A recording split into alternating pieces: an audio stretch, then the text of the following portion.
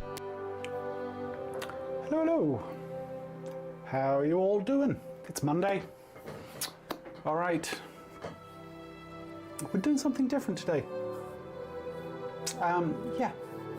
So we're going to do, we've literally never done this in all 133 streams, which is we're going to do some master copies. As we discussed in this stream on Thursday. And the idea is basically that we're actually going to copy some sculptures of Michelangelo. The usual suspects, although there's a bit of a curveball at the end. We may not get through all of these poses. Actually, the second one is a painting. Obviously, it's Adam, which we discussed last time. So yeah, this will be interesting. I haven't done a master copy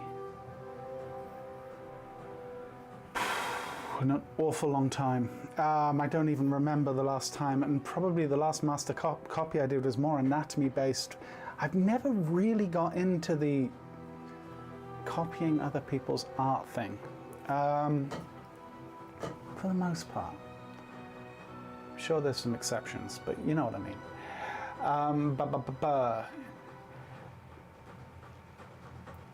Is anyone drawing with charcoal? I'm drawing with charcoal. Yeah, this will be a bit of fun. All right.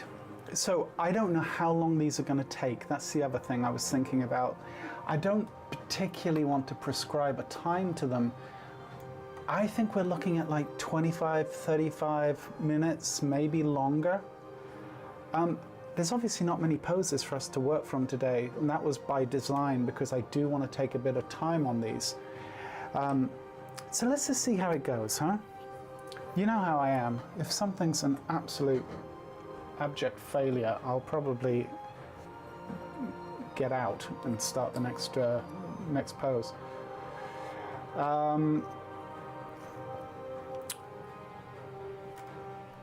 There we go. Okay, so I'll start the timer, but yeah, I don't really know what it means. I hope everyone had a lovely weekend. Yeah, for those of you who are not members, we are working from, essentially the first two poses are the standard front-on view of Michelangelo's David, okay, the statue, which I'm sure you're all familiar with. And the second pose is going to be Adam from the Sistine Chapel. So if you are curious and you want to kind of see what we're drawing, you can find those references on Google dead easy. Okay, so I'm going to approach this just as I would any figure. We've got a tilt. I'm going to draw bigger. I'm probably not going to draw much below the knee because this torso is just too good. So I want to draw somewhat large. And timer. See, after all that, there we go. We'll just put it on for funsies. You know, we've talked about withdrawing the figure, and we're going to see a lot of things on David that we discuss all the time when figure drawing. The supporting leg, for example. We've got a supporting leg which is tilting the pelvis in this direction. We can very clearly see the aces sitting here and here, and that lovely, his shape language is really gorgeous. I'm not going to be able to emulate it, but I'm going to, you know, a little part of me thinks maybe I'll try. But we've got the inguinal ligament coming down this way, etc. But the aces is very clear, as is the iliac crest, going up this way and this way. Because this is a longer pose, I'm kind of going to be a little bit more deliberate in in my choices as I go. I'm going to draw a little slower. Because, you know, I'd rather build up slowly than rush into something and regret it. But I'm still building up in the same way I would as if I'm drawing the figure, right? I'm not kind of, well, because I'm doing a master copy, suddenly I change my strategy. Not at all. It's still very much trying to think volumetrically, etc.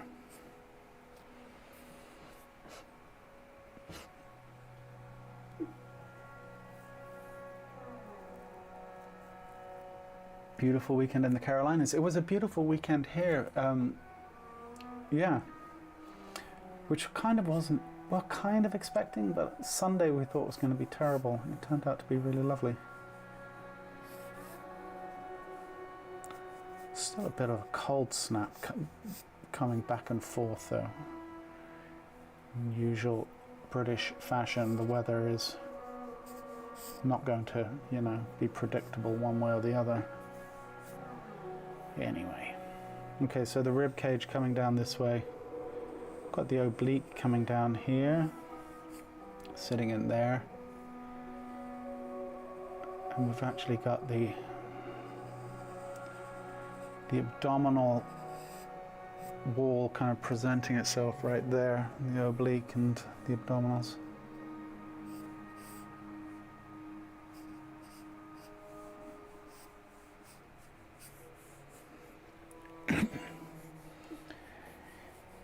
You know, I think one of the benefits to doing master copies, and I actually recommend them in animation too, taking, you know, one of the great animators' model sheets and doing copies. I think you know, I was trying to make an analysis of why is there value in master copy, and I think what it really comes down to is it forces you to slow down and really observe what it is that you're drawing. If I just said to you, just stare at David, the sculpture for 20 minutes, half an hour, and you were there, you'd walk around it, you'd stop and contemplate certain things, and you'd certainly take it in. But there's really no substitute for slowing down to the point which drawing really does force you to slow down.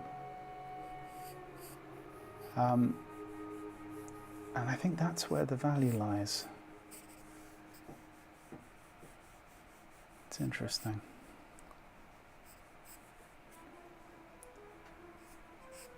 Because everything that you're drawing, you're glancing up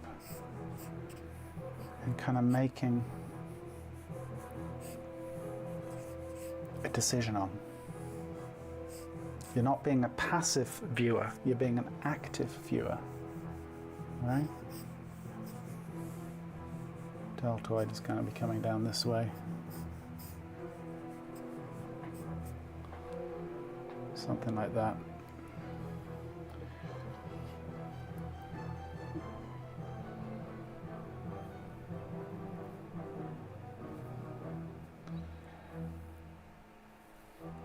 Nice, Sanibel Island, Jeffrey. Good for you. Congratulations on getting to a vacation spot. I've never heard of Sanibel Island. I should check it out. Ah, Lydia, welcome. Always nice to see the new members come to the stream. Okay, so I want to just get the volume of this leg is going to be sitting roughly about here.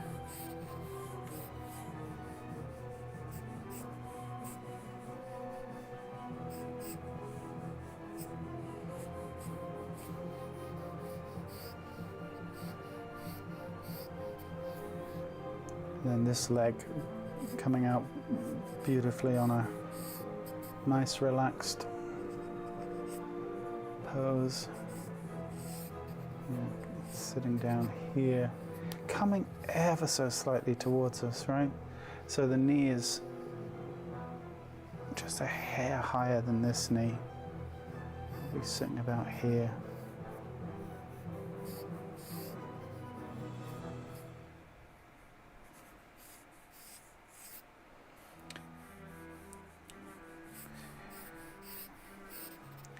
I think what's so lovely about one of the things you see, I've got to, maybe I've mentioned this before on the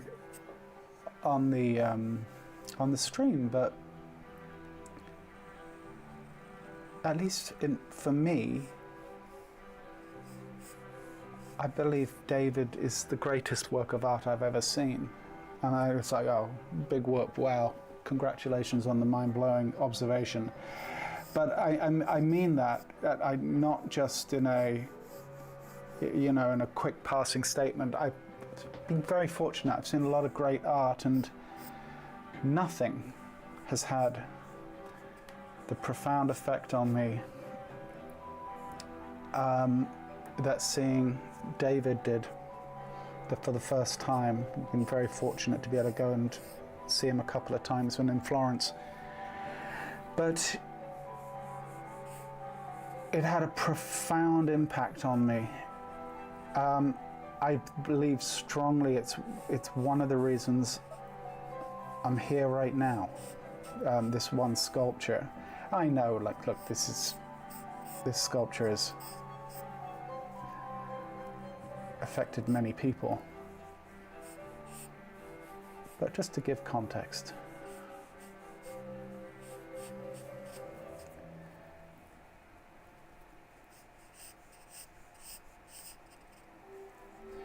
You see, what I love about, one of the things I love about this sculpture is there's a calm to it. There's a sense of mastery being displayed in the lack of theatrics with it, if that makes sense. It's like, it's very, very clear that, Michelangelo was a master of anatomy, but he doesn't shove it down your throat. Like, you look at someone like Hogarth, right? Like, his stuff's fine. It's fine. But it's all fireworks all the time. There's never a moment of just quiet. This is what I think is so incredible about this sculpture, is the understated mastery in his choices with things. Like, very quiet passages coming like down the legs, for example. And then you get to the knee, and then Michelangelo shows you his knowledge, so to speak. And I think that's why it's such a incredible piece of art. Is, in some ways it's kind of understated. Like, I remember when we went to see Michelangelo for the first time, David, and during the same trip we went to Rome and we went to see Bernini. And don't get me wrong, Bernini's fantastic. Like, obviously, right? Once again, that's not rocket science, that statement. But Bernini's stuff felt so showy-offy in comparison to David. Like, it's fantastic, don't get me wrong. It's it's the high point of craft and art, like it is. But there's something about David which is so profoundly masterful, as I said, almost in its quietness. I'm butchering explaining this well, but I hope you get my point. Okay, And this is the fear with doing something like this, is like, how can we can't really do it justice, you know?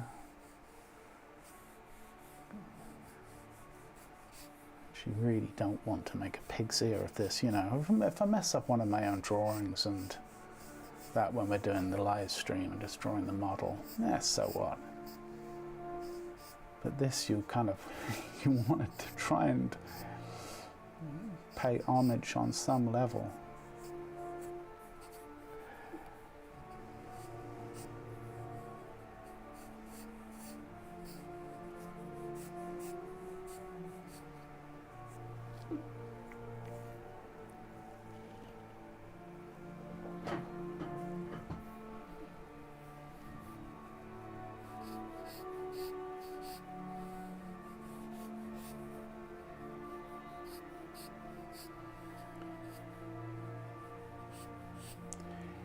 In saying all of that, I don't want to I won't necessarily just be making, you know, a perfect copy. Well, for a start, that would be a tall order at any time. But, you know, hopefully I'll bring a smidgen of myself to it on some level.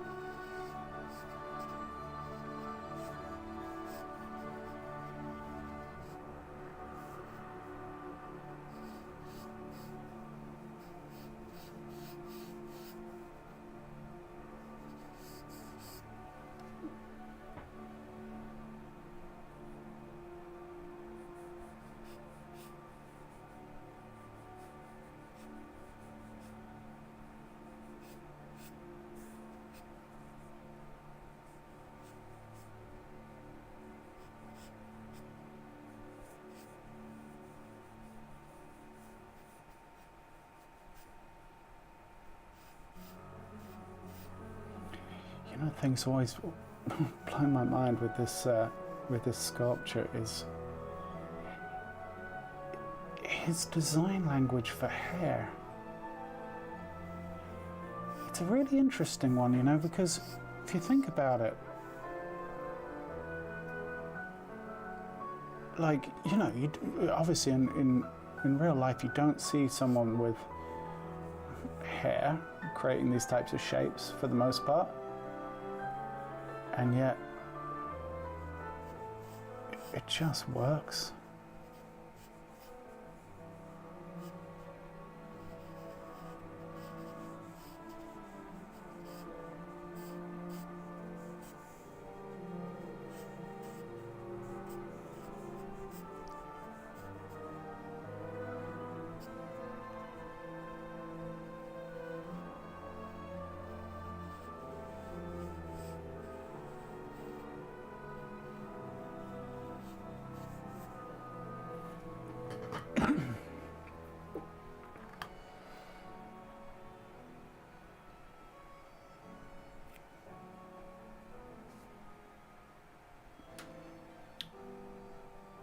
You would have crushed it with access to Twitter. I have not yet studied the Masters. This is conversation I need. Good, I'm glad to hear it, Jeffrey.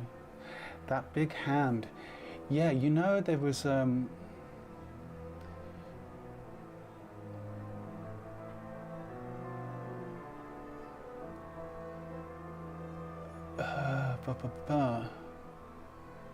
when I see the face of David, I think it's capturing just the second in which David is going from fear to determination. Yeah, that's very fair. I get it.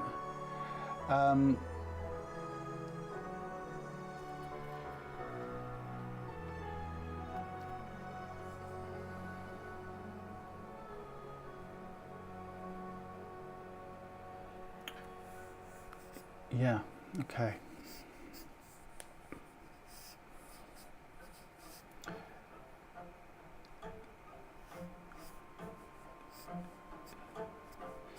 saying all of that about Bernini, I think Bernini would be another one I would love to do a master copy session of,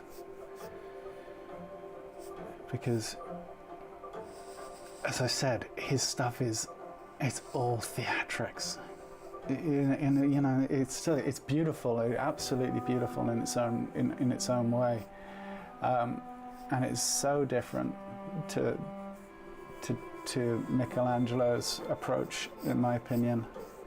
The stories he was trying to tell, the drama that he would bring, a lot of fun, a lot of fun.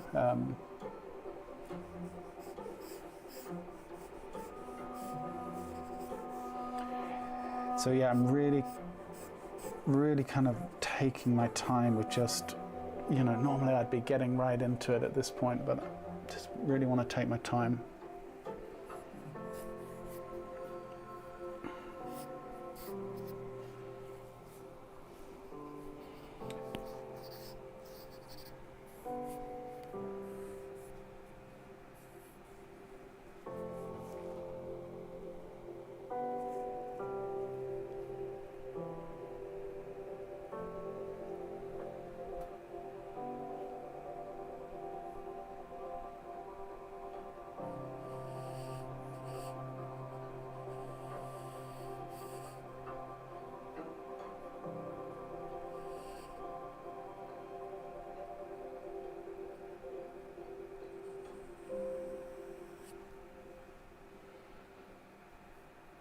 Coming up from the oblique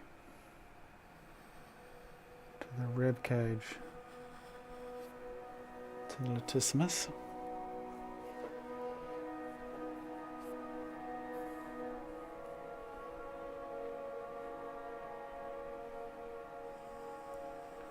Gluteus medius coming down this way.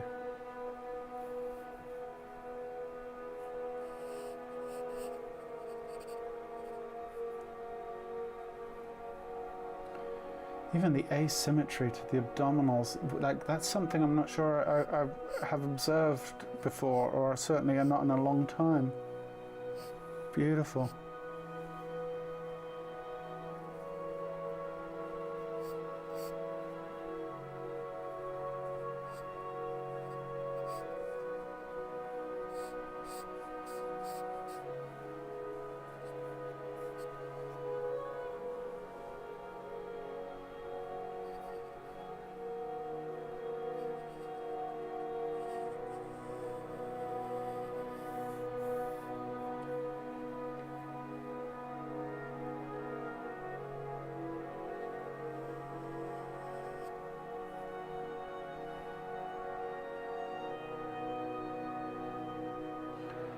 Piece of marble rejected by the other sculptors of the day. Thus why a 23-year-old Michelangelo was able to get his hands on it.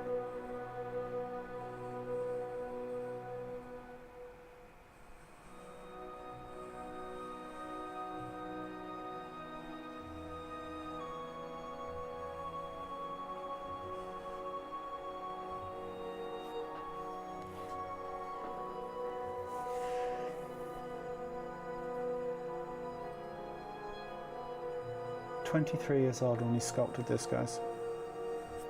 How nuts is that?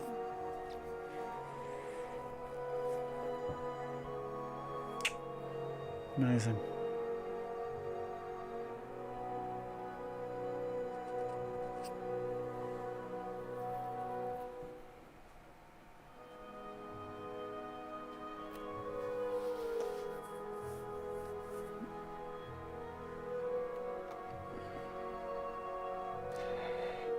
No, you know, Margot, actually I wanted to speak to that point about the hands. So that his hands and his head are actually, compared to what we would expect, right, as far as proportion, the hands and the head are oversized. And it was a deliberate choice, because now I forget where, someone can fill in the details here, but where he was originally supposed to be placed, it was like up in a precipice, right, like in a little alcove high in one of the churches. And from that angle, looking up and the distance he was going to be from the average observer, the hands and the head needed to be larger so that they read correctly. And so basically Michelangelo designed this optical illusion almost really essentially into the piece because of where it would be ultimately sitting. The finished sculpture obviously was such a smash hit that it was very quickly decided that it would be given its own place, so to speak. And so that's why when you actually look at it, you're like, oh, the hands look too big. That was a deliberate thing on Michelangelo's part. So there you go.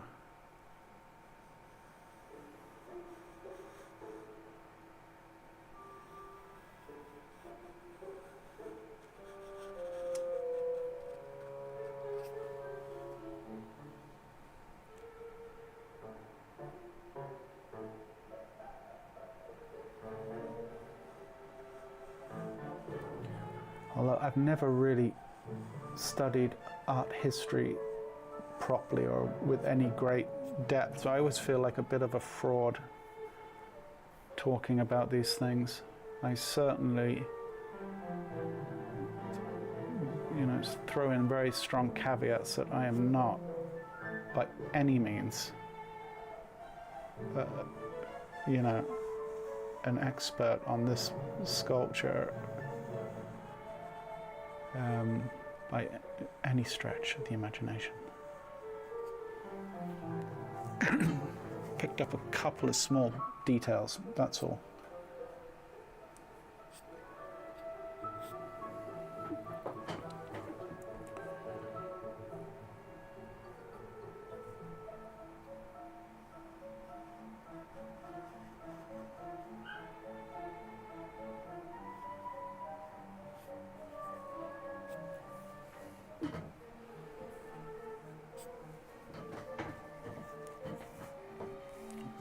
I'm not crazy about this. May change it, but I'll leave it for now.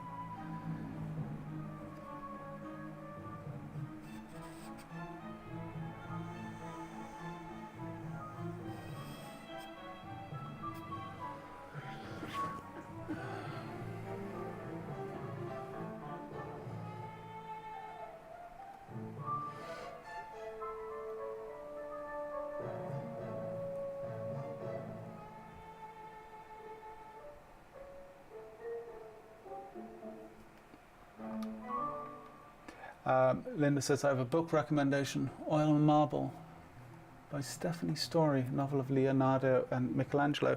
Yeah, there's another book around about that time, which is kind of interesting. What's it called? A World Lit... I have it right here, I think. Something like A World Lit Only by Fire. Kind of interesting. I don't see it there. It must be on my other bookshelf. But yeah, the Bernini elephant in the front of Santa Maria sopra Minerva. It's priceless. Not sure I've seen that. I'm sure I probably have seen it. I'm not sure though, but not jumping to my mind.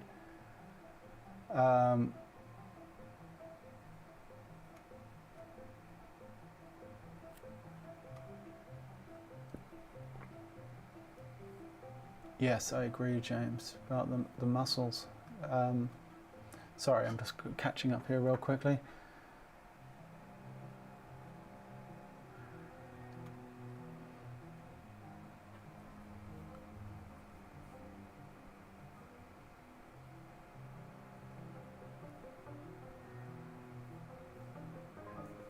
He even considered the reed of the statue. Yeah, absolutely.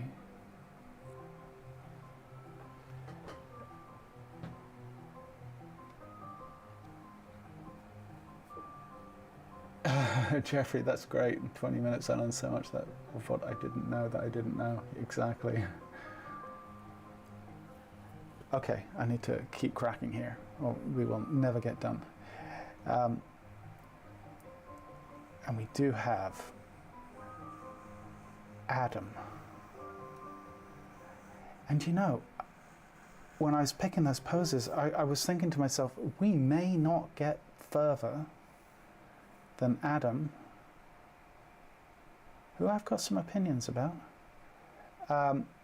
We may not get further than Adam and this David drawing, even though there's extra poses. Might be a case if you have to finish the other poses in your own time. I'll leave them up on the reference page for those of you who do feel like, you know, you want to keep going with the challenge.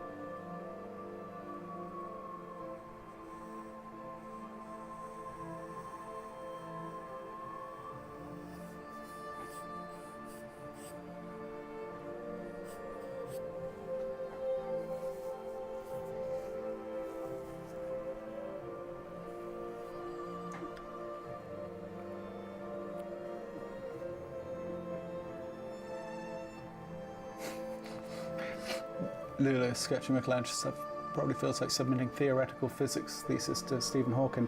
Only Michelangelo will luckily never see my effort.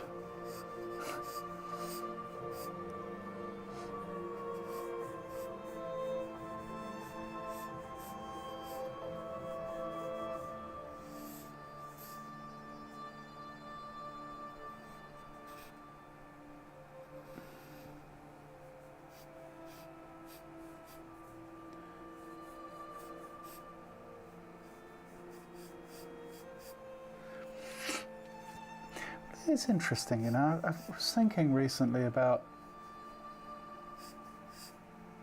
you know, social media and the constant kind of attention that, or the lack of, how do I put this? The fact that everyone's kind of competing for the same, you know, minuscule amount of attention that people have when, you know, when you're posting artwork or whatever it is that you're doing, trying to get your thing out there. You do wonder, just, you know, obviously we will never know, but, you know, if, let's say Van Gogh just lived today, right, and started creating, and we, you know, we didn't know Van Gogh. Let's just say that was just, you know, he wasn't in history, and he was living today, an artist living today, producing the exact same body of work. Would we pay it the attention that we pay it? You know, if it was just another thing popping up on your Instagram feed? I do wonder.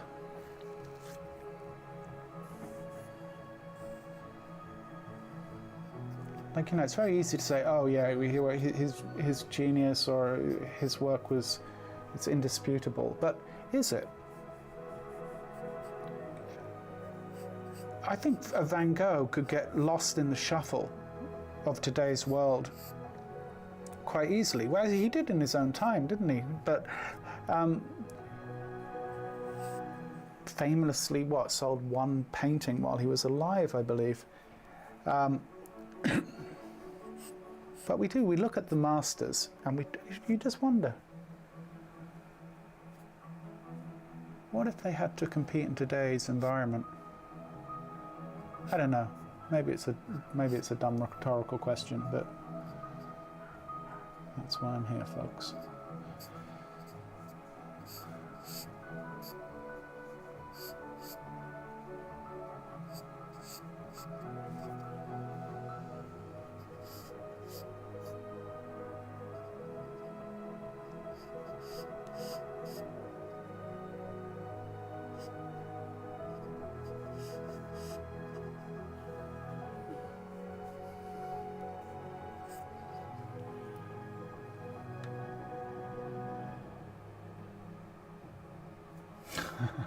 Really, that's funny.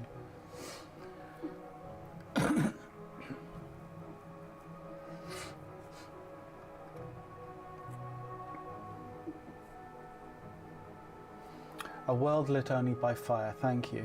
Yes, that's the one. Now, I'll be honest, I got 2/3 of the way through and I got bored and stopped reading, but it's a good book.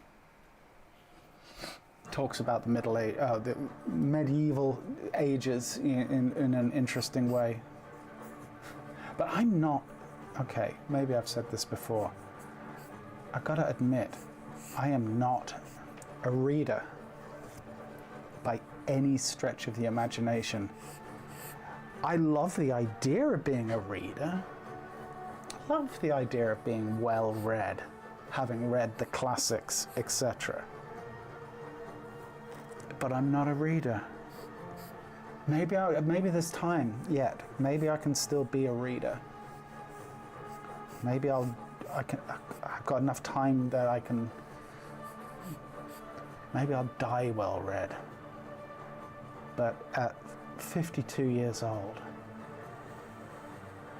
I'm not well read at all. I have not read the classics.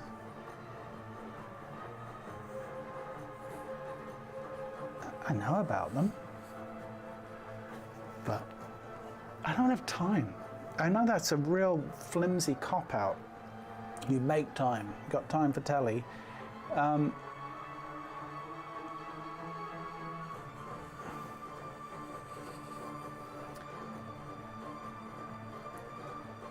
But I have so many other things that seem to take up my time when I'm not drawing. And reading feels like drawing is really an incredibly, well, like most of the things I'm into, it's a very incredibly selfish pursuit, really. You know?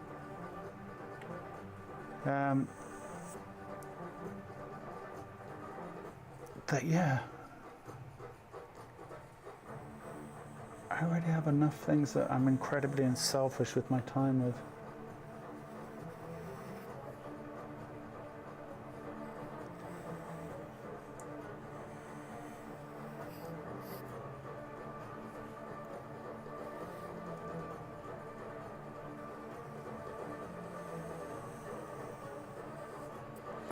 While I'm not opposed to this music, it feels like the wrong energy right now. Okay.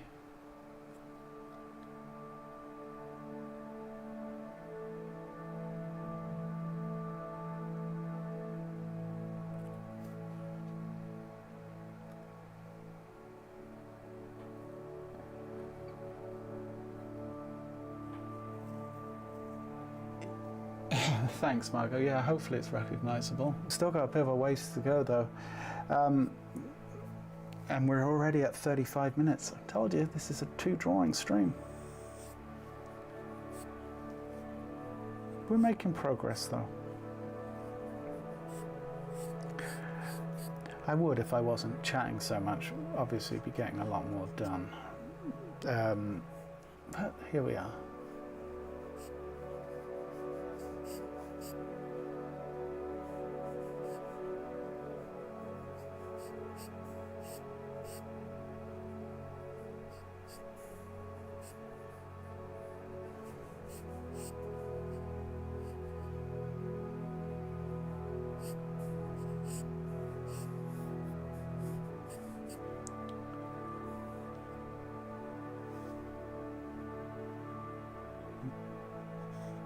See the xiphoid process, just very, very subtle right there.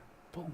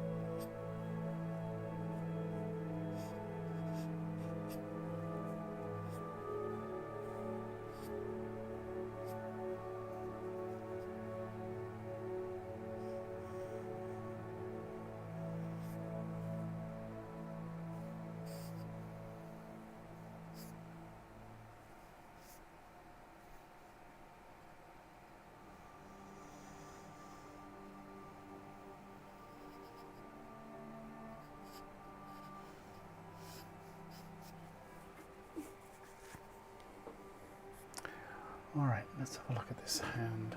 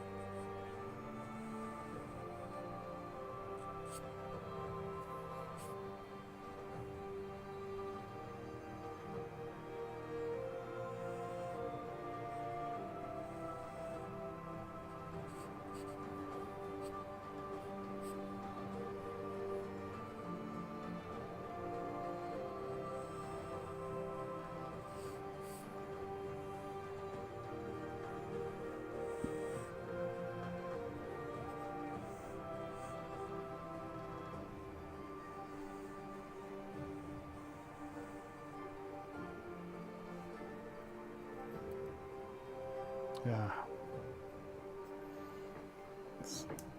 Charcoal's about to go.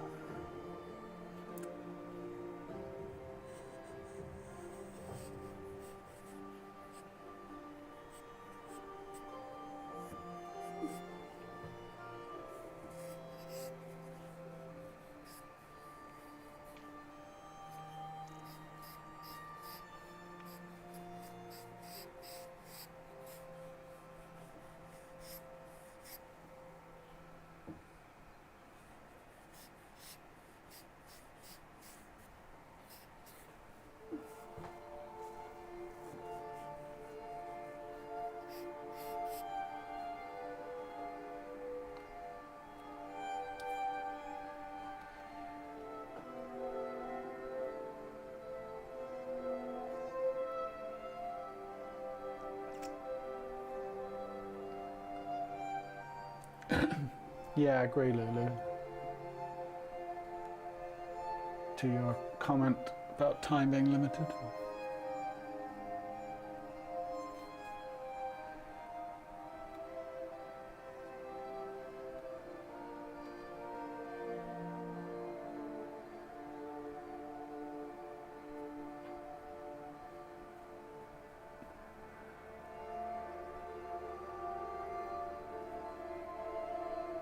How to create gesture, Aditya, I'm happy to discuss that. We've discussed that many times during streams, and once again I'm happy to have that discussion again. To be honest, I'm always happy to talk about gesture, but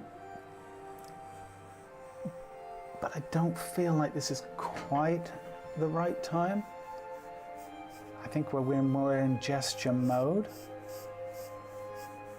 Is probably the time to talk about gesture. I will say this though, just in the interest of saying something. I almost feel, and it's contradictory and all of that, but I almost feel like gesture is almost one of the final stages of development. Even though it's one of the first stages of the drawing, which is kind of tricky, right? But I think gesture is potentially the hardest thing to get right in all of the things that we need to kind of focus on and develop as artists.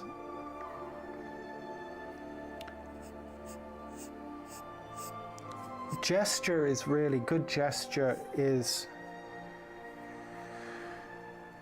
kind of like the expression of being free. You know that saying, practice for 20 years, then go on stage and forget everything you've been taught? That's kind of gesture, in my opinion. And I think you can teach the rules of gesture, and you can teach certain aspects of gesture. But I think gesture is something that comes at a certain stage of development. True gesture, it comes at a certain stage of development once a series of things are understood.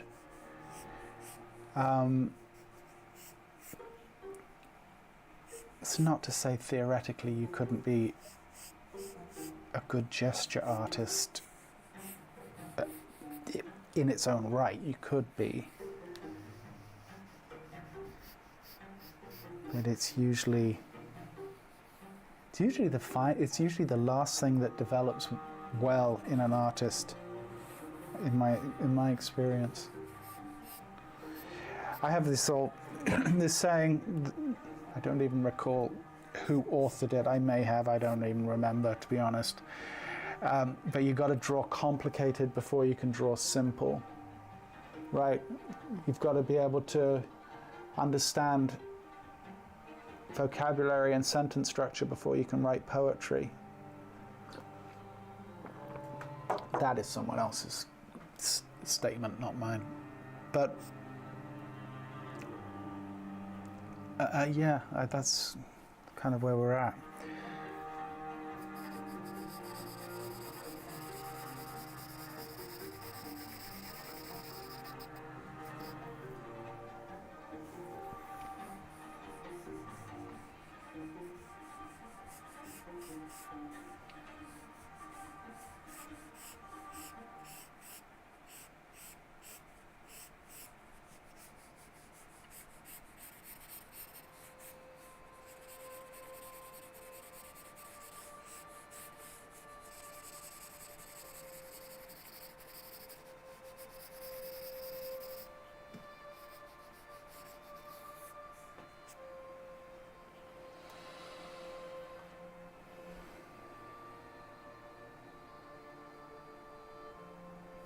To a point made earlier, especially painting the ears on a rabbit on a decorative gourd.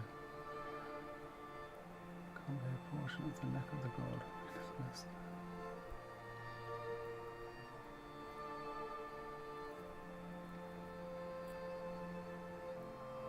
This is the first one, Lulu, you're right, but we've not done this before. But I have a feeling it won't be the last time. It's a really nice change of pace, in my opinion.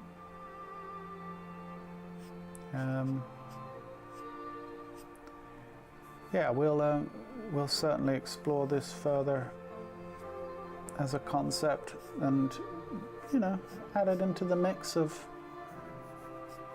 things we do.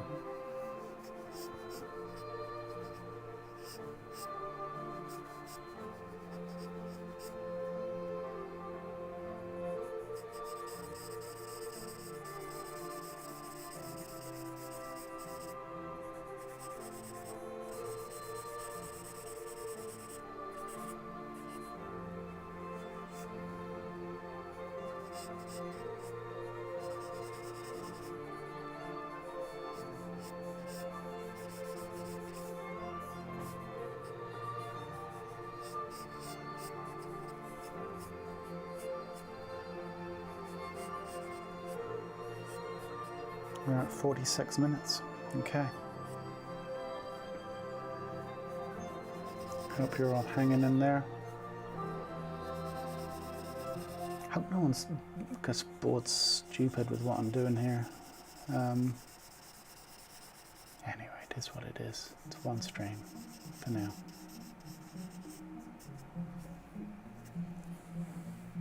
I always get conscious of whether people are just bored out of their minds watching me draw.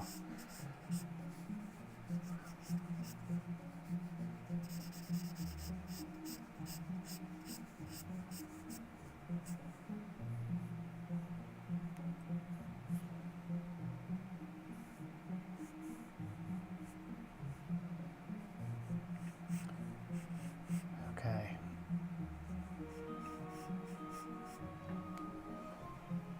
My pencil is pretty much done.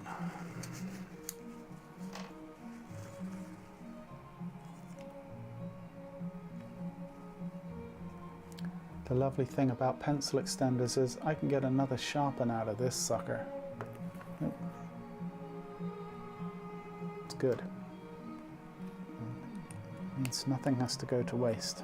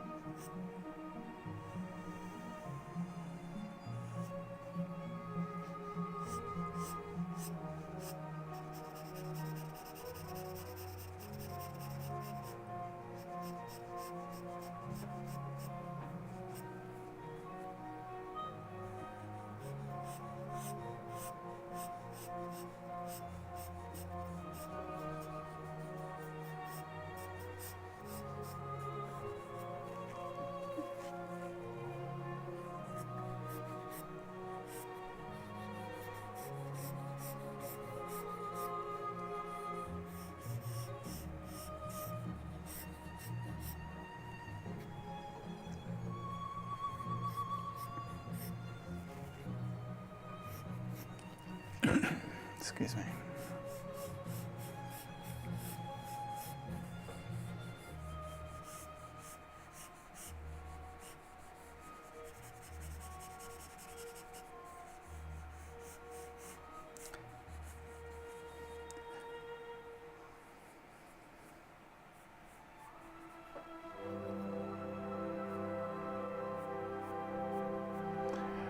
I think we're getting to the last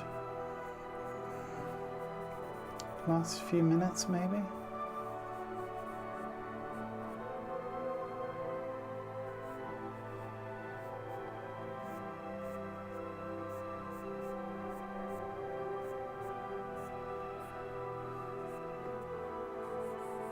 Might be a little bit of pushing and pulling here and there to be had.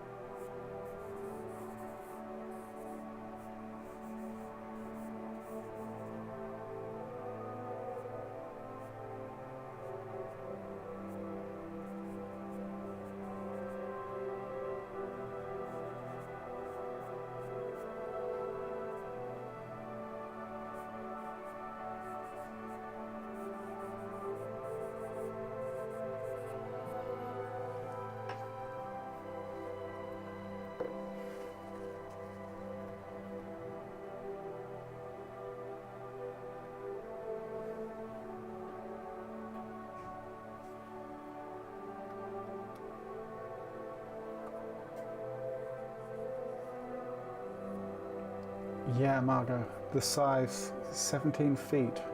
Crazy.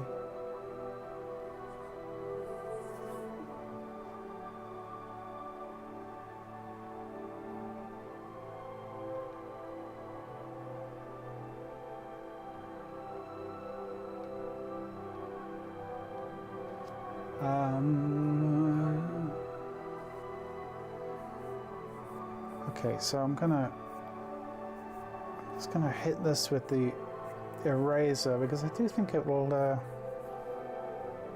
hopefully help things pop just a little bit here and there, and then I think we will call this one done.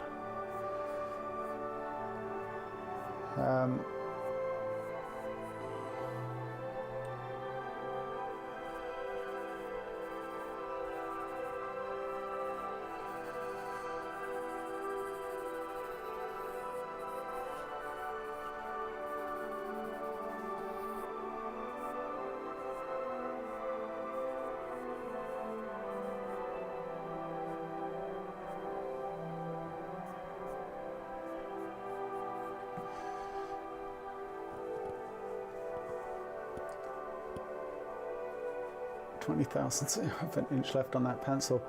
Well, Lulu, there's probably a good 700-800 feet left on that pencil, right? I kind of don't want it to end. I wonder if Michelangelo felt that way with the last chisel. I wonder. I can't help but think he was probably pretty glad to see it done.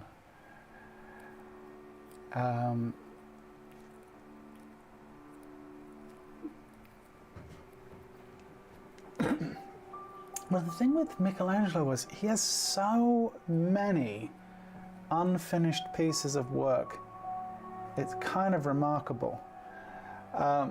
Like just constantly, like just half-finished sculptures, or, you know, a lot of stuff he didn't finish himself, right? He would have assistants, so he would do like the rough blocking on things, and then he would have his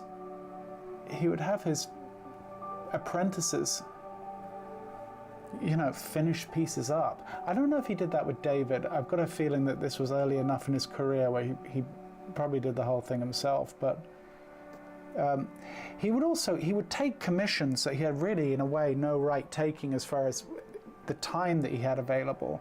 So he was constantly one of these like over-promising and under-delivering kind of guys, as far as I know.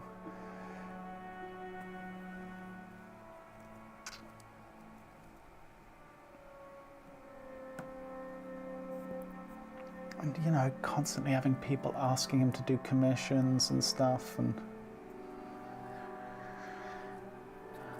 between that and the energy he put into his beef with Leonardo, you know, there's only so many hours in the day.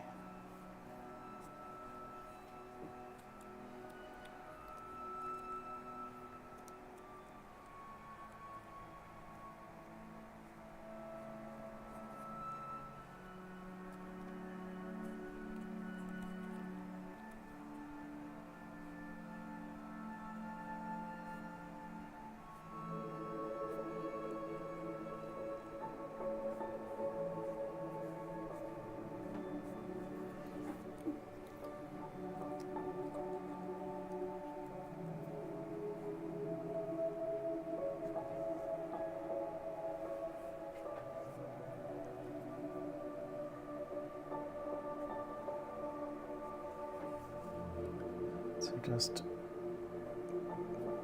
a bit of highlight here and there, and we will, you know, I'm a little bit underwhelmed. I feel like I could have probably pushed a little harder.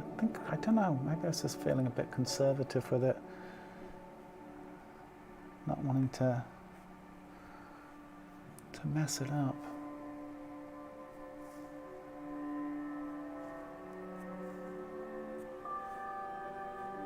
Anyway, it is what it is.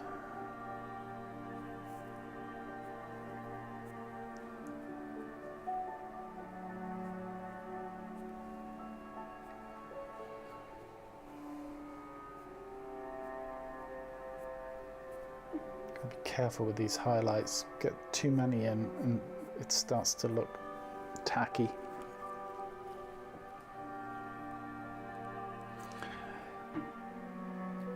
I'm going to leave it there. All right. A warm up.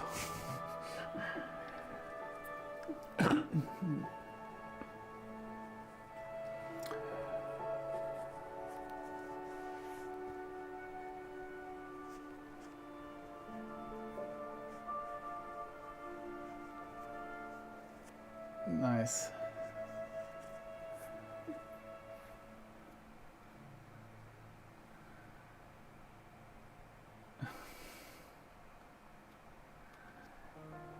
Thank you, James. Appreciate it.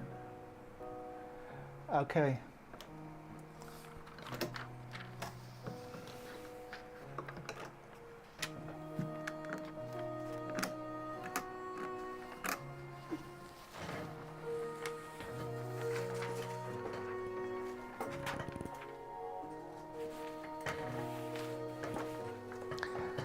Let's draw Adam.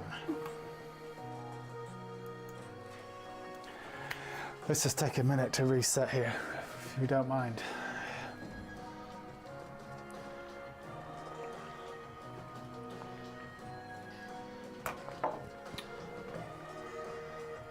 All right, I am going to landscape, obviously, for this one.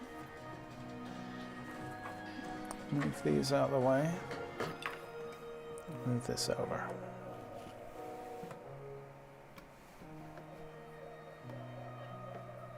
Cool.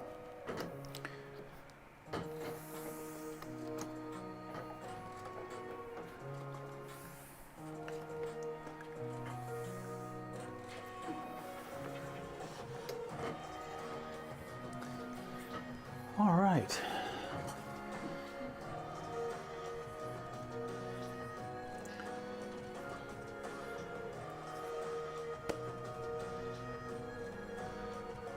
Okay, so we're going to draw Adam now.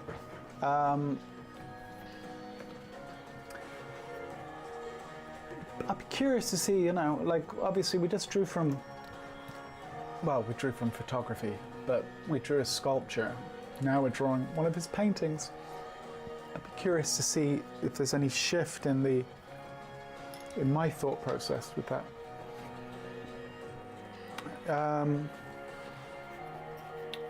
Okay.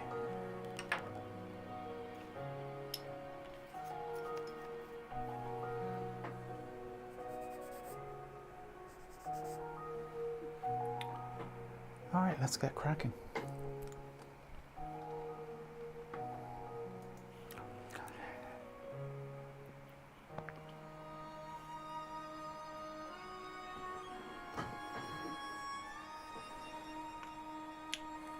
Now, I think in this case we really do need to get the whole figure on the screen. I'm just going to just throw a bit of light over here. Actually, no, that's causing a bad shadow. Hopefully you guys can see this okay. A little dark over here.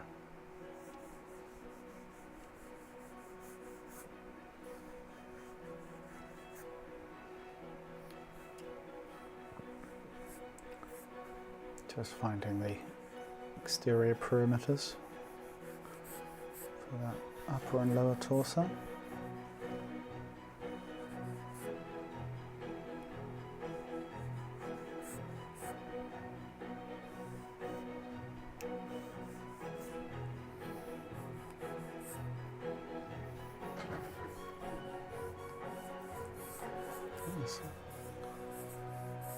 Lovely leg coming down this way to about the knee, tibia coming down like so.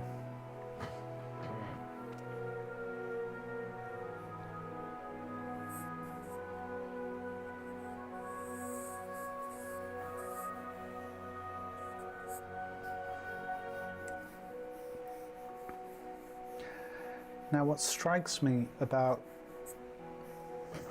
this painting is obviously it's on the Sistine Chapel, as we all know.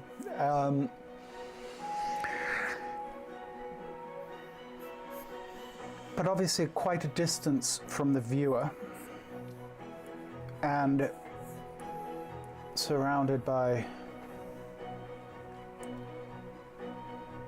many figures.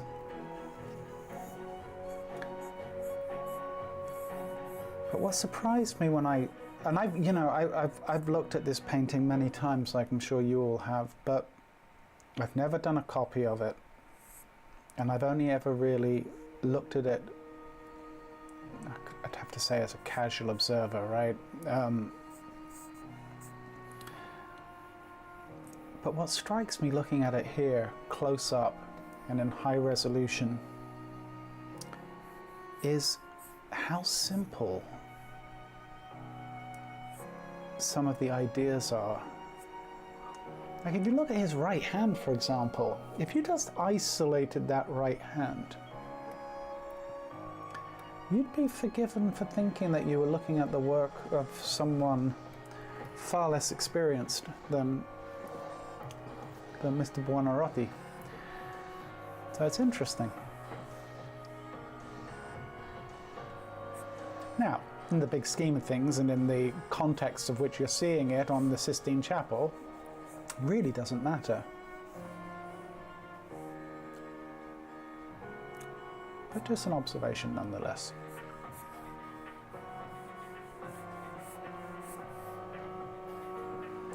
So what I want to try and do at least is when I see something like it, like that right hand for example, I might take a little bit of artistic license to try and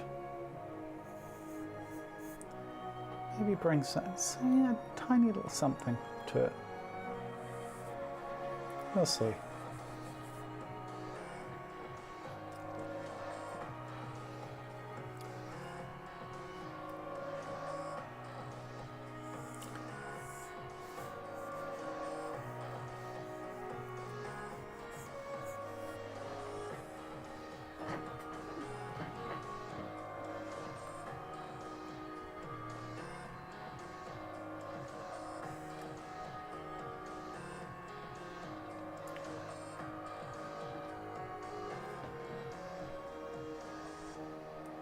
Yeah, very, very, very, very strong silhouette. I would agree, Lulu. And that actually is it's actually a very big point that you're making there, which is, given where this sits from the viewer and the environment it's in and all the rest, that strong silhouette is far more important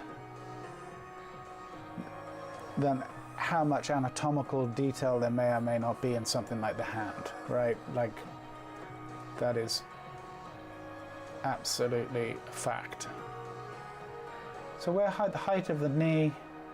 If I come across to the manubrium right here, yeah, knee's roughly about there.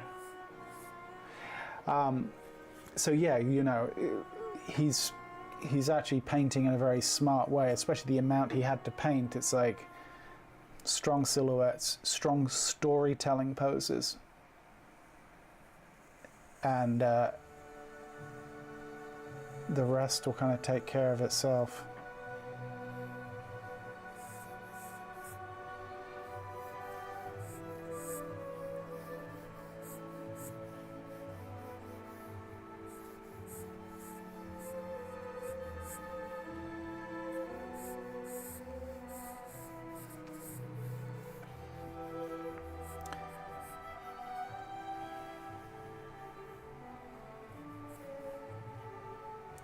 So Acis is there. Tensor fasciae latae coming down this way. Gluteus medius.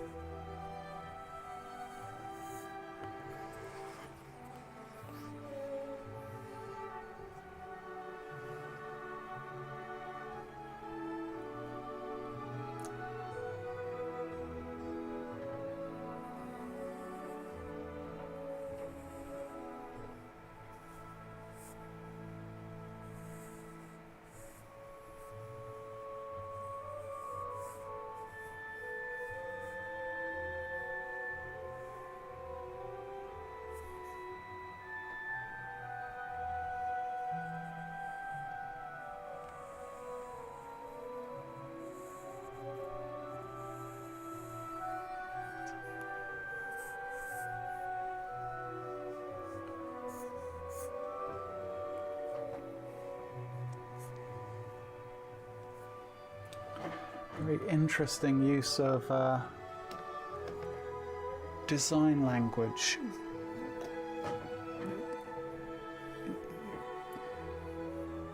Which once again I haven't looked at in a while. Really lovely kind of use of shapes.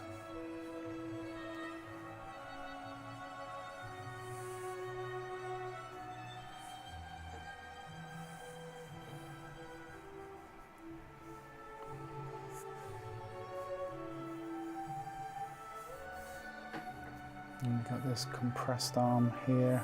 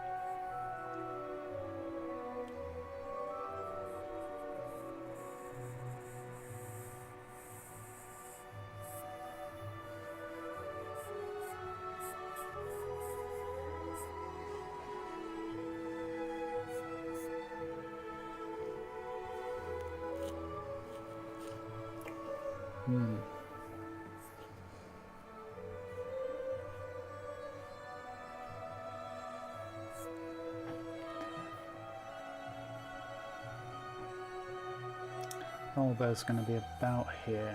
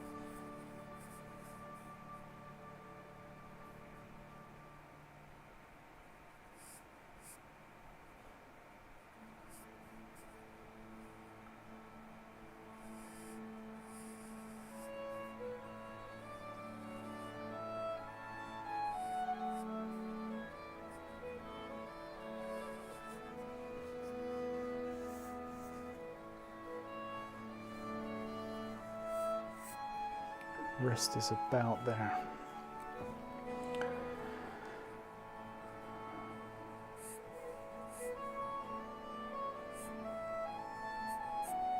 All right.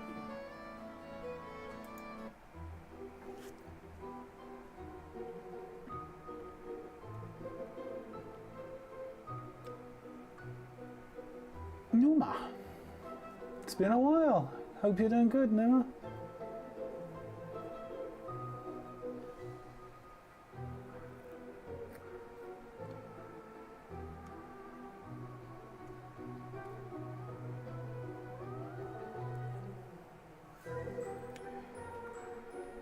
Sorry, just catching up.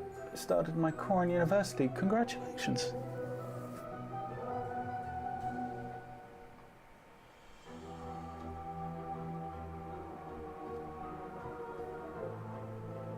That's fair enough. Look, hey man, do what you need to do. Don't sweat it. But it's good to see you on the chat.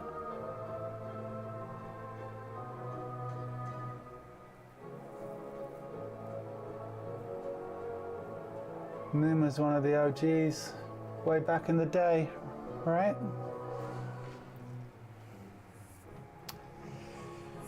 Yep.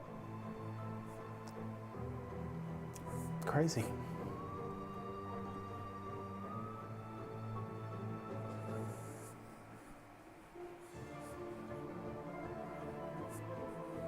Bicep sitting in here.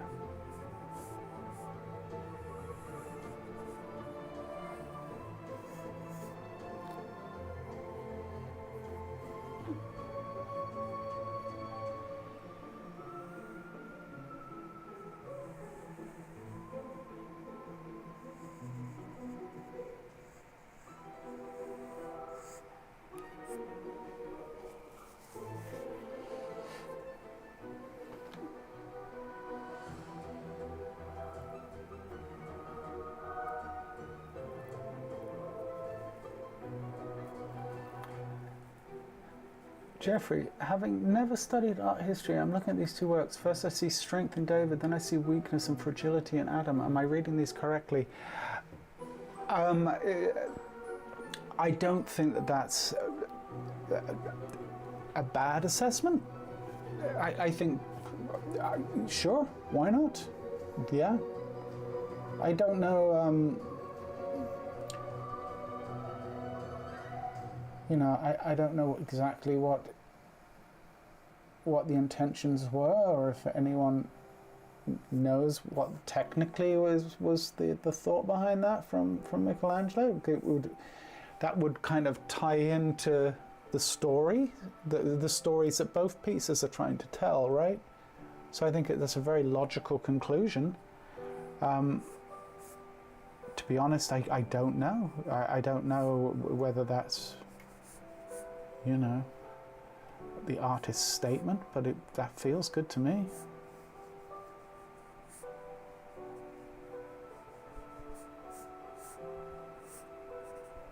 And I think that that's also partly as the viewer. That's your prerogative to take away that story if that's the story that resonates with you, right?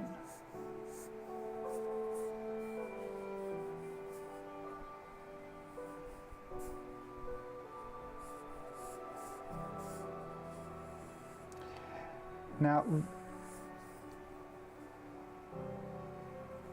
yeah, this says such a lovely use of shape language, but it's quite different to my own, and I want to kind of try and honor it, if that makes sense. But yeah, it's taking a minute to just kind of recalibrate, so to speak.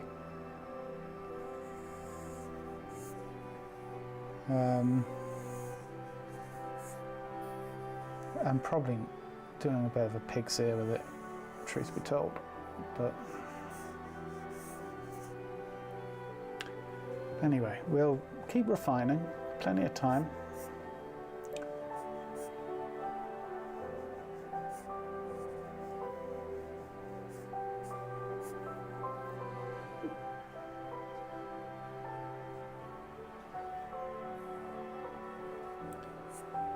A lot of things to still do with this drawing.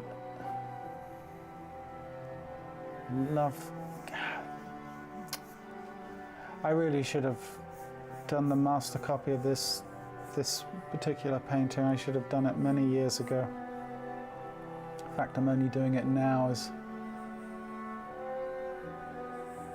a bit embarrassing, to be honest.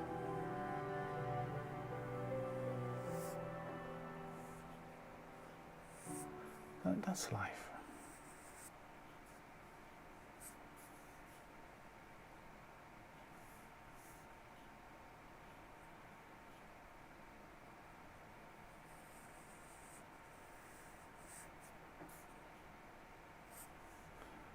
So the navel's just a little bit higher, probably sitting about there.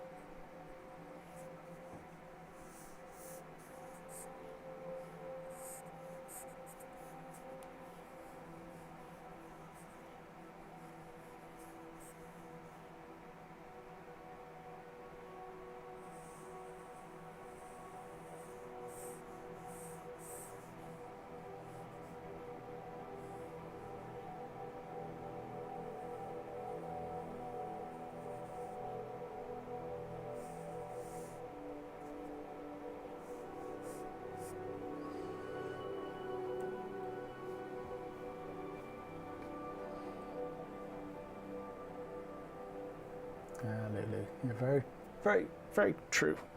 Very true.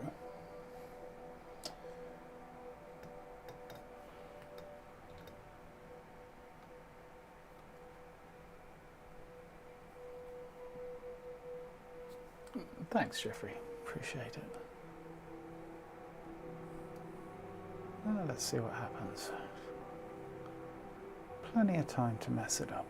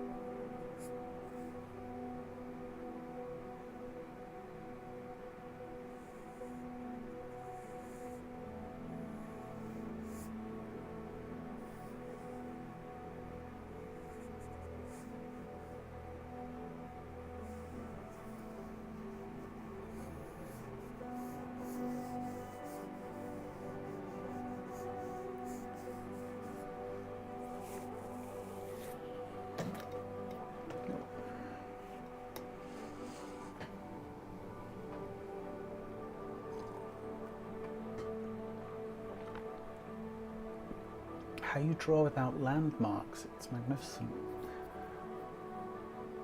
Thanks, Hemant. Although I feel like I do have landmarks. Maybe they're not the landmarks that you're used to seeing, or they're more abstract, maybe. I don't know. But I certainly, I feel like I have landmarks.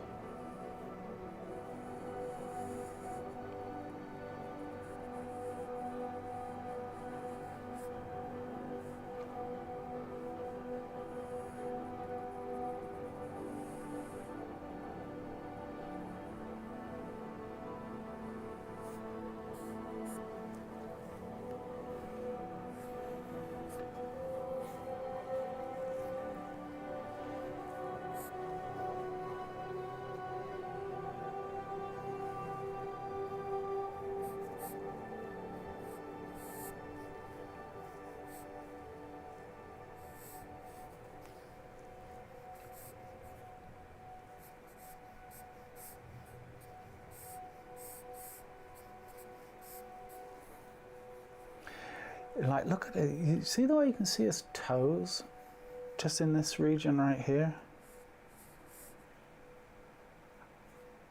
They look super strange. Like, I guess they read his toes, kinda. I think I'm tempted to just leave them off, honestly.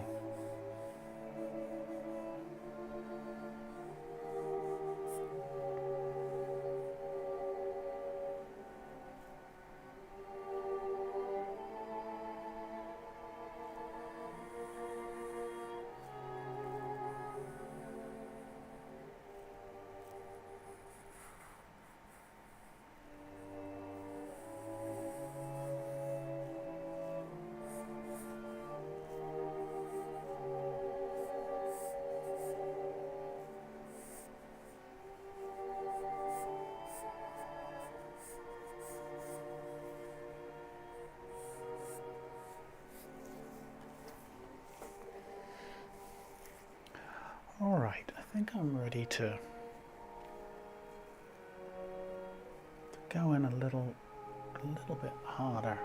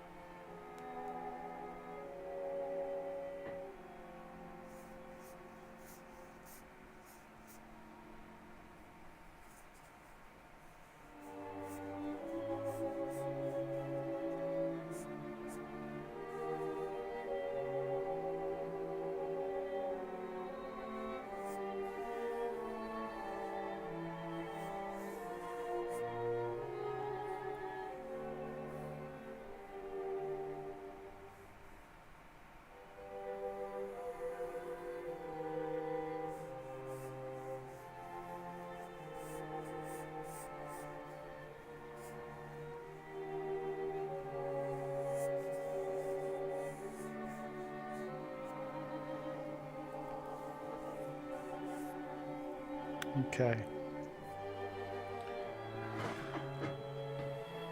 Yeah, Cyrus. Remember, welcome, Cyrus.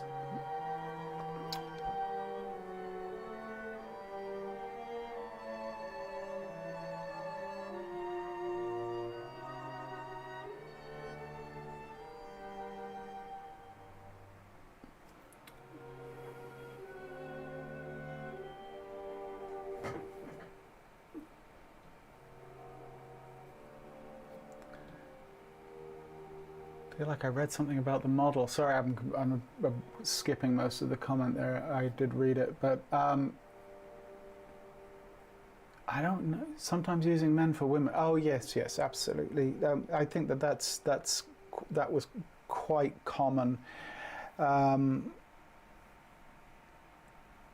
for a number of reasons, but men were obstinate. You know, fairly often used in substitution for women as reference models. And frankly, it shows. a lot of the time. You know, I guess if there's, well, it depends if you want to frame it as a criticism, but one thing about, you know, running thing with Michelangelo's work is his women were rather masculine.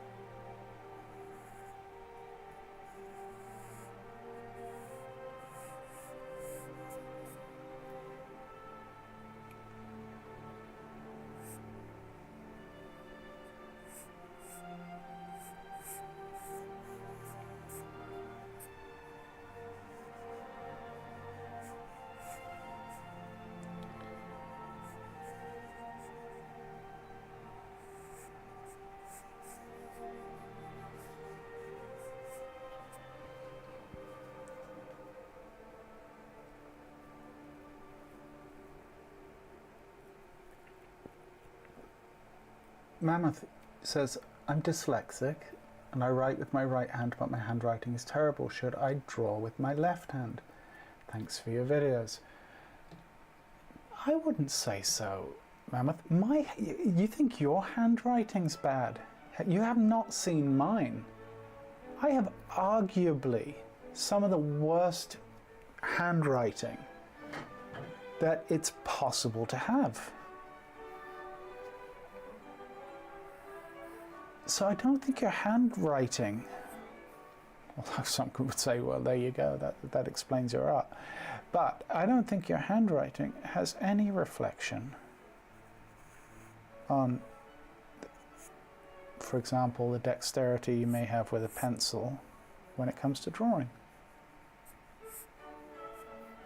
And I also think that, okay, I'll tell you what, well, at least in my case, part of it comes from being left-handed, growing up in the 70s, and being forced to learn to write in italic. That was, I think a lot of school, English, maybe in other places too, a lot of English schools did that back in the 70s, where you would have to learn to write with a fountain, an italic fountain pen. And if you're left-handed, that is an absolute nightmare, because you're writing, obviously your hand is constantly smudging your work. And the teachers also, was a time when, you know, being left-handed, you know, they'd look at you a bit sideways. So I was constantly getting chastised for not only horrendous handwriting, but for smudging it and all the rest. So I think I learned to write with a complete phobia about writing. And to this day, I'm incredibly self-conscious about my handwriting, and my handwriting is terrible. At the same time, I'm sure if I made a conscious effort, like, okay, I'm going to study calligraphy, I would put the same care into it that I put into my drawing. But I would even say as a drawer, I'm not the tidiest drawer by any stretch. Yeah. So don't worry about it. You never know. Maybe that you just never know. Like, and look, I don't think I'm dyslexic. Although, honestly, if I got diagnosed with mild dyslexia, I would not be surprised. But embrace it. Maybe it'll bring something to your art that you wouldn't have got otherwise. Right? Lean into it. See what happens.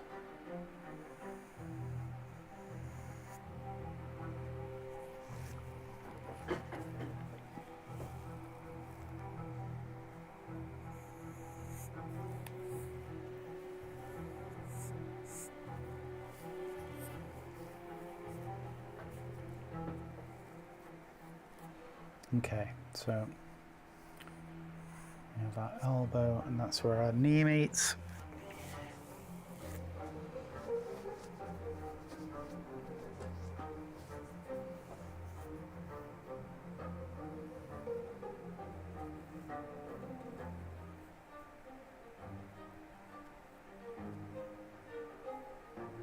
Yeah, Jeffrey's got a good point. Which one feels better when drawing simple shapes or scribbles? Maybe try both, right?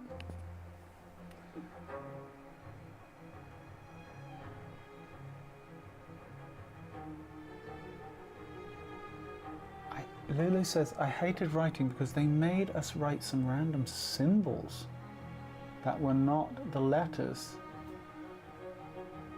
And my Aspie kiddo brain could not compute why the F they were wasting my time instead of getting to the letters. Lean into it, see what happens. Yeah, I agree.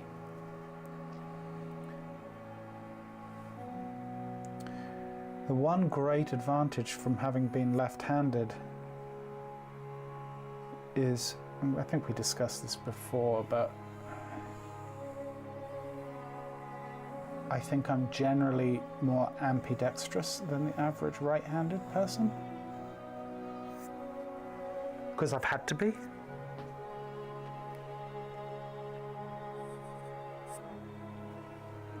Because we're left-handers living in a right-handed world. So yeah, maybe there are advantages to be had.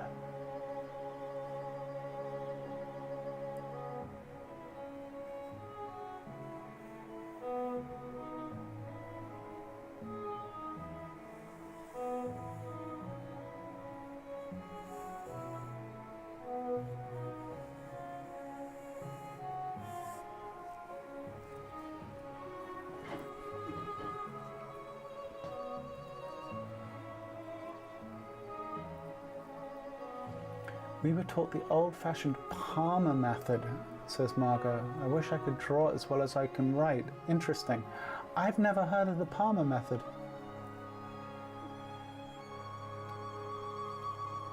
I'm assuming it's, yeah, I'm assuming it's a method for writing. It seems fairly obvious. Interesting.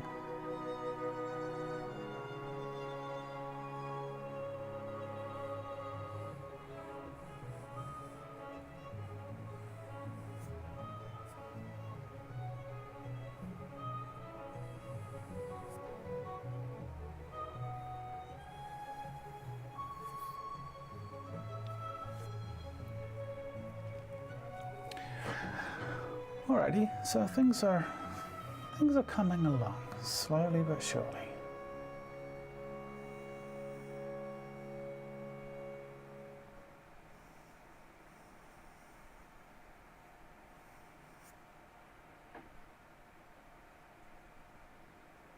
Here's some of that very interesting design language that Michelangelo uses. The shape of the forearms.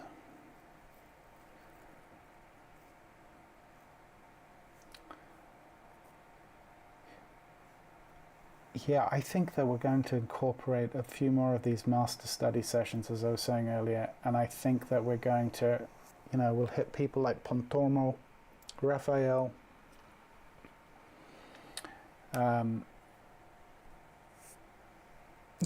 the usual suspects.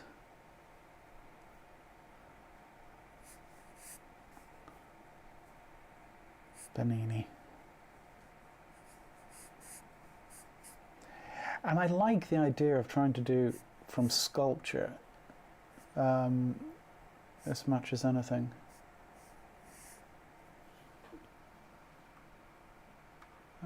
That's the end of that playlist.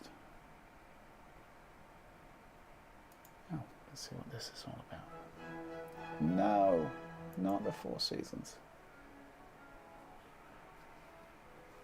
Now, don't get me wrong, I don't dislike the Four Seasons, but I've just heard it too much throughout my life.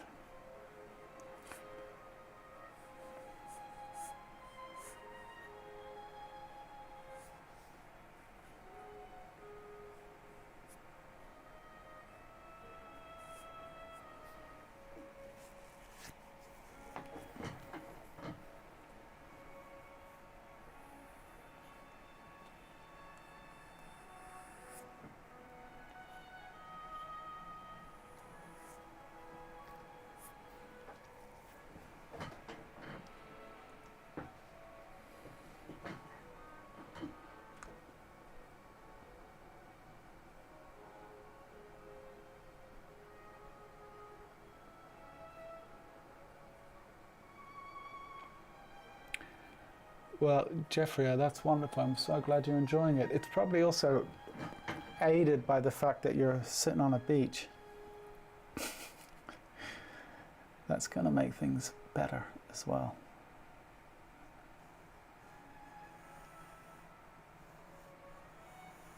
But yes, definitely worse ways to be spending a Monday, right?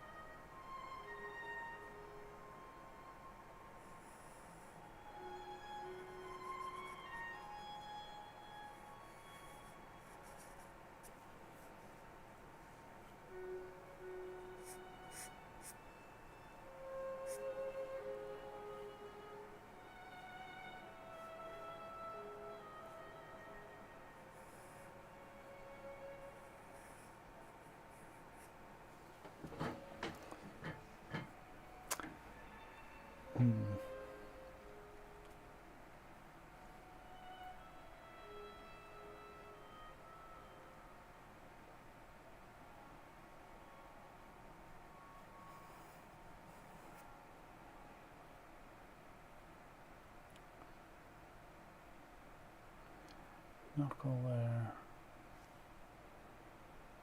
Okay, so this overlaps.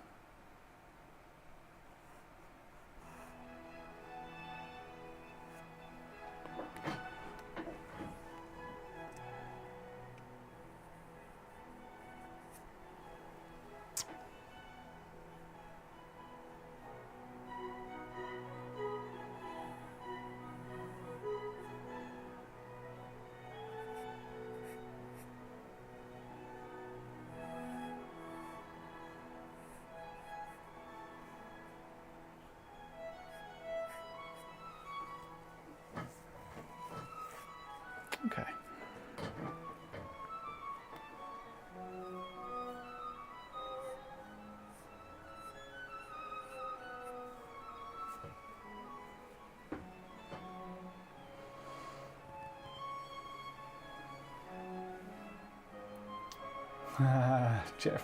Jeffrey rubbing the sand in the wound.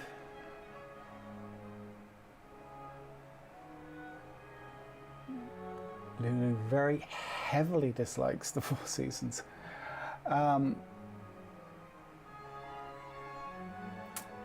enough.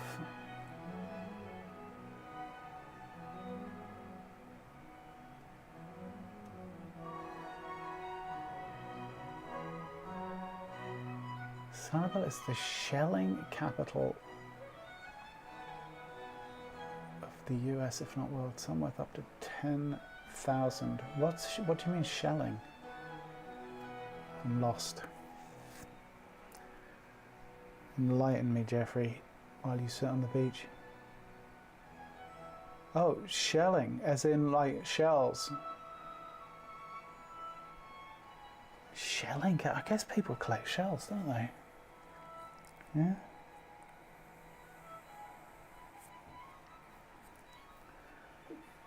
All right.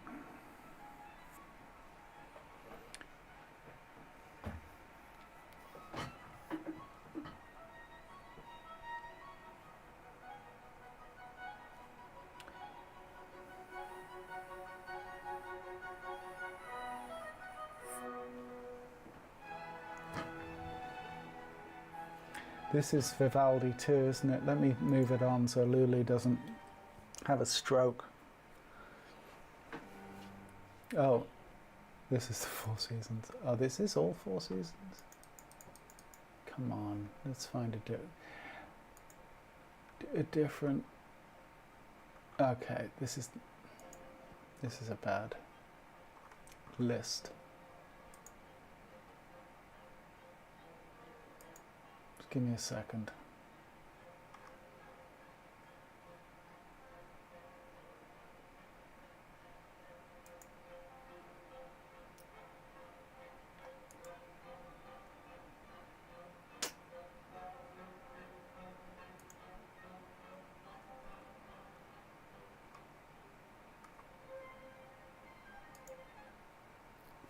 Okay.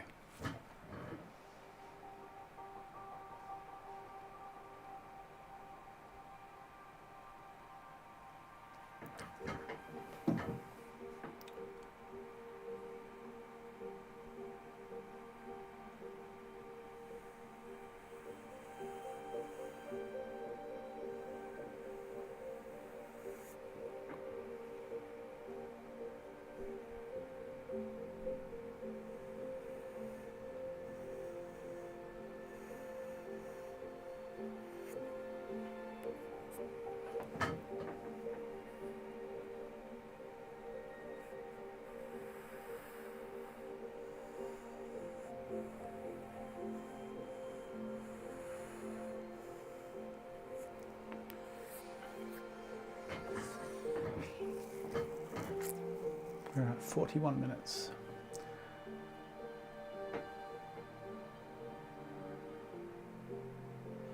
Play some Interstellar music. Unfortunately, it's not available on this service, Hemant, and I can't just play any old music because I will get copyright strike against me. So I have to play from the playlist that I'm working with here, and something like Interstellar is not easily licensed for YouTube videos. Certainly not mine anyway.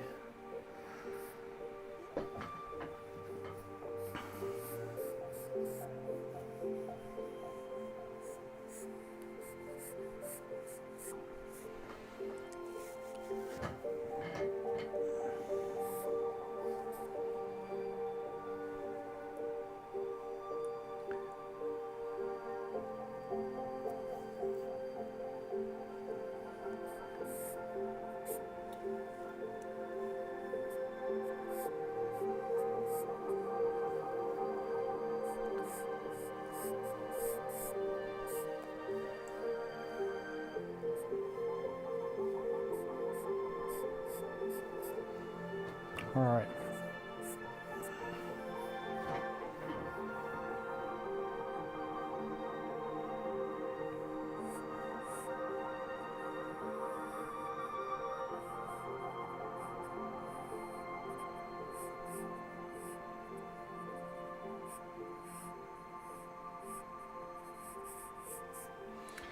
Okay, I think it's time to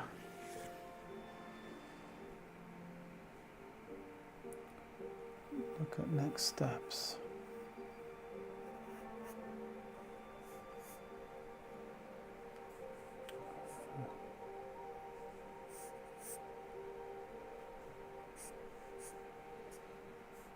Oh, we do have some lovely anatomy going on here.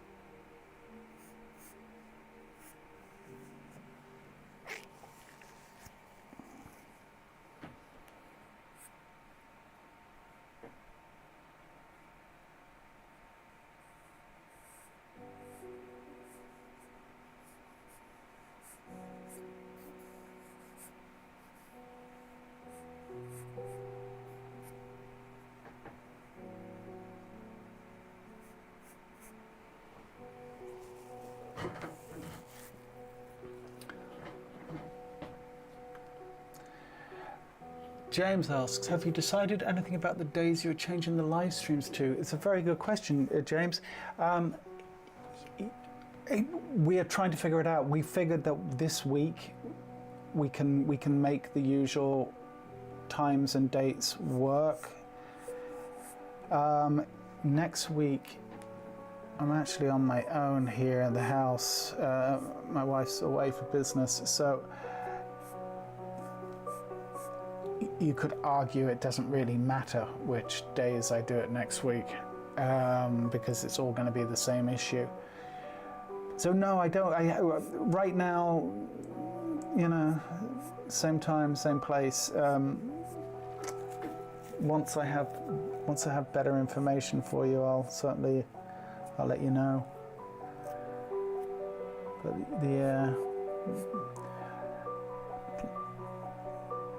I'd really, in an ideal world, I wouldn't have to change it. Let's see. So I'm just very, very gingerly now just going in and starting to think about where potential shadow, some potential shadow mapping and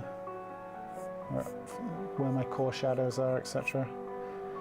Which obviously Mr. Buonarroti has laid out for us, so we're not going to change anything here. It's one of those things where, obviously, not working from photography or whatever, I don't need to worry about finding the right shadow mapping because it's been found for us. But interestingly enough, I do, as we've discussed before, I would say that there's a very good chance Michelangelo was using that conceptual lighting model for this painting, and as you can hopefully see, it falls very much into the same kind of strategy we would normally use for our figures when we're doing them from the sessions.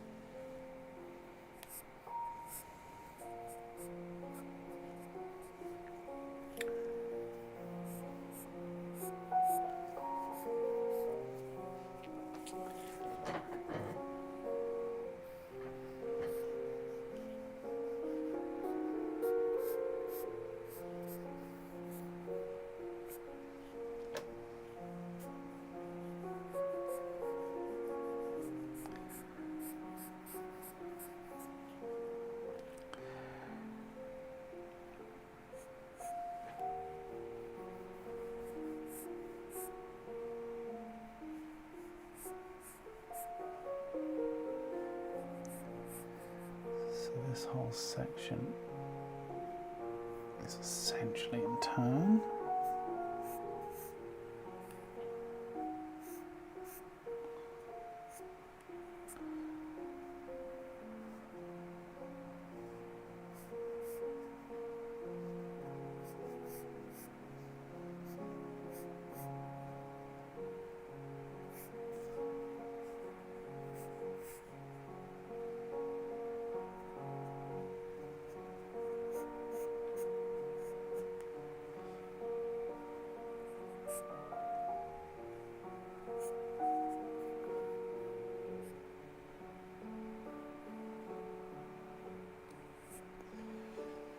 Okay.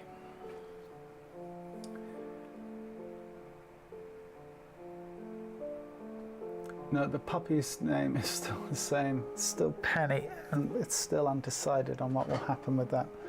But no developments there. She slept through the night last night. That was a development. That was an awesome development. Because literally in the last 3 weeks we've not had a night where one of us hasn't had to get up at some point at some unsociable time to bring her out to the bathroom or whatever, as one does. And yes, it's tiring, but she is quite the character and a joy to be around.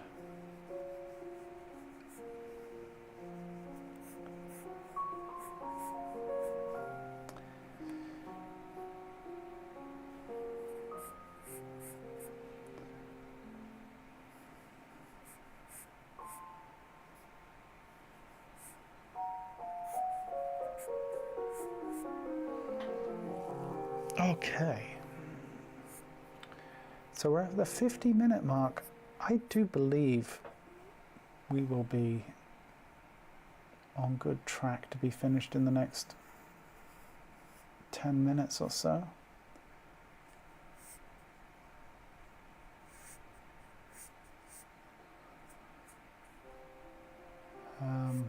And then we will call it for today.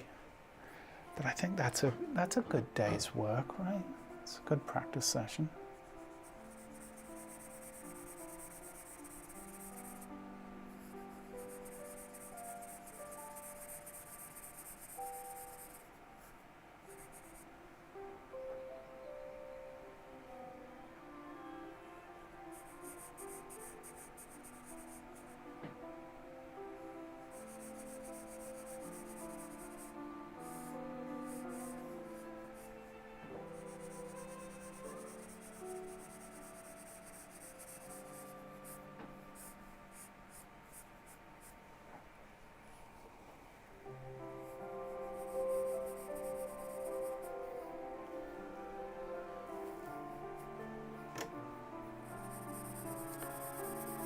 All right, it's just getting a little too slow, this music.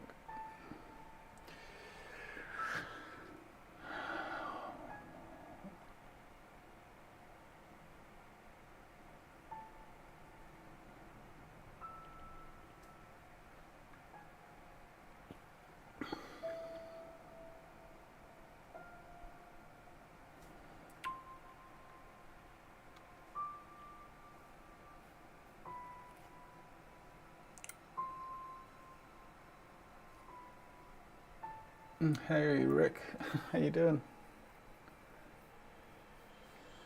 Chris, all you late shower-uppers, hope you're all well. Don't lie, Jeffrey, Rick wasn't missed. It's outrageous.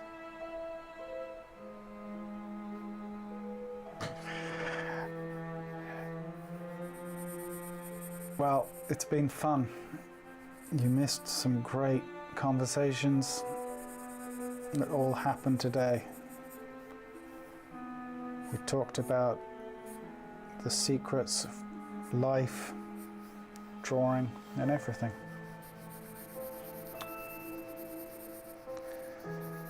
They will not be available in the rebroadcast. You know how it is.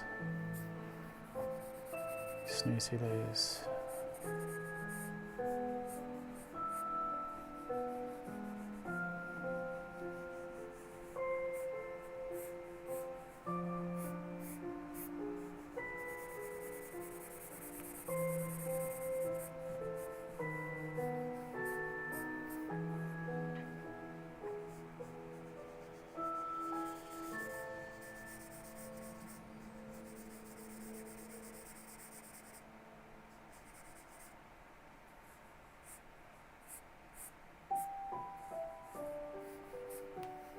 Okay, this music's gone AWOL.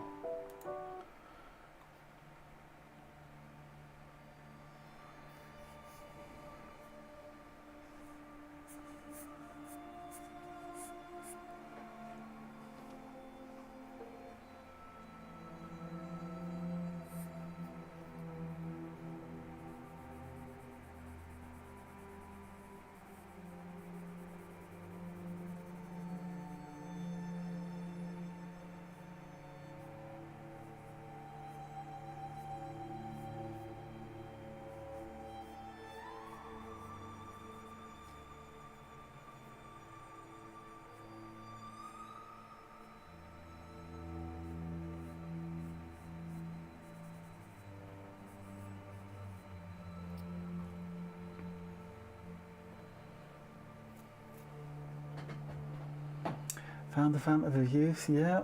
We found it, lost it again. First rule of life clubs, don't talk about life love, solid.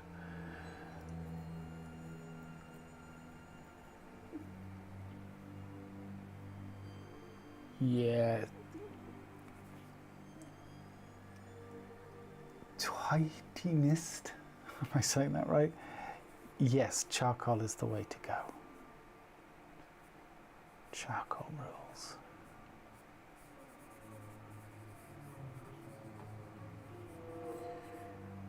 It's my favorite.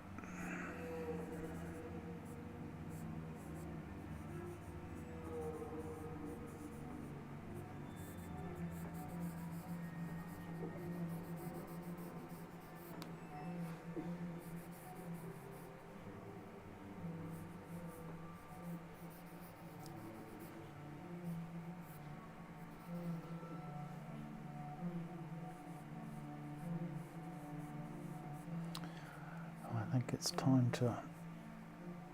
almost time to pull out some highlights and maybe punch up just a tiny bit here and there the black line, but let's see. Let's wait until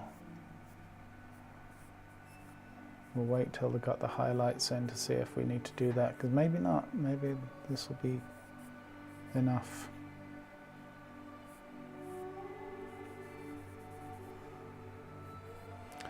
I know one thing for sure, is the navel needs re-establishing.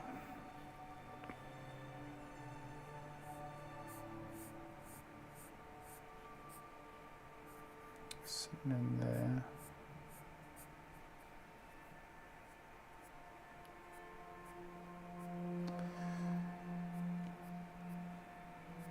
All right, let's get out our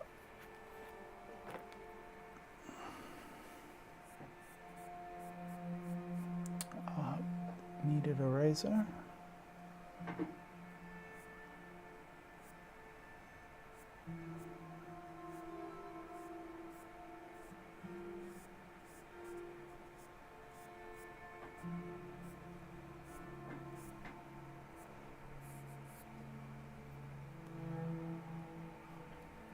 Okay.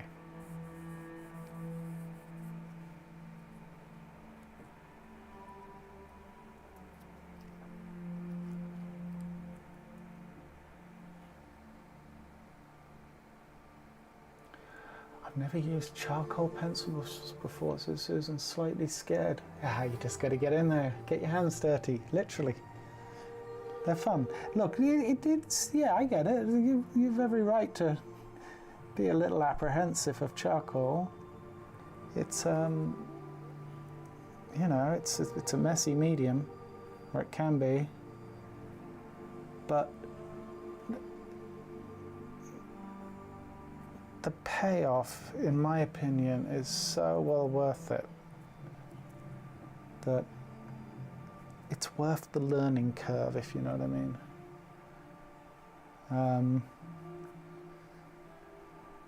You'll be glad you did.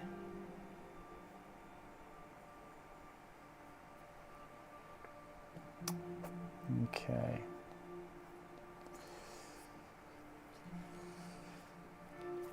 We've just got a very, very subtle half turn in the shadow over here, which I'm frankly hesitant to even try and display.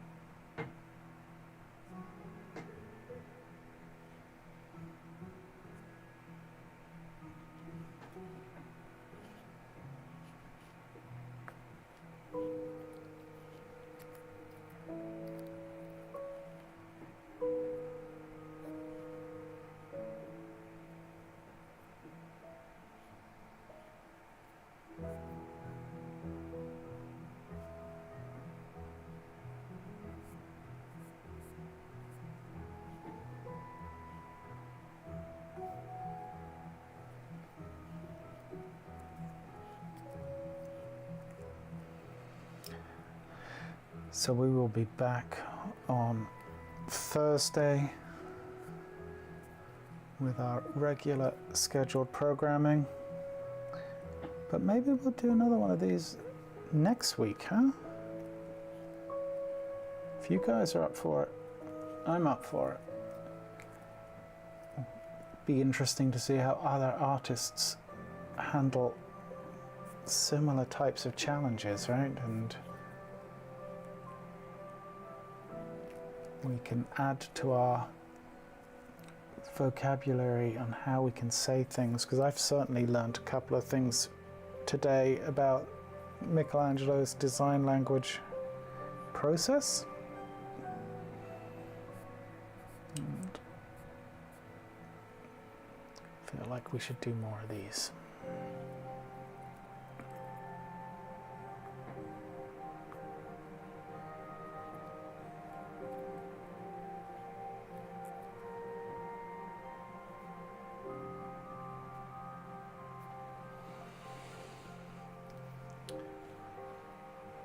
All right, I think I'm gonna call it.